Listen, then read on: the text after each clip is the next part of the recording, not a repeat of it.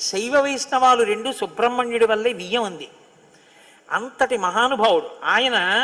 మహాజ్ఞాని, యుక్తకేశుడై గుండుతో గోచి పెట్టుకుని నిలబడి ఉంటాడు. అందుకే సుబ్రహ్మణ్య క్షేత్రాల్లో స్వామి వలయలో అలా నిలబడి ఉంటాడు. ఆయన ప్రణవానికి అర్థం చెప్తే పరమశివుడంతటి వాడు తెల్లబోయి ఎంత గొప్పగా చెప్పావురా అన్నట్టు.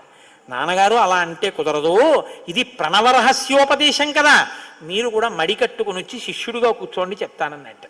ఒరే ఎంత బాగా చెప్పావురా అని వచ్చి కూర్చుని విన్నట్ట. శివుడంతటి వాడు ఇంత బాగా చెప్పగలిగిన కొడుకు పుట్టాలని కదా కోరుకున్నాడు. ఆత్మాదిచ్చేత్ పుత్రాదిచ్చేత్ పరాజయం.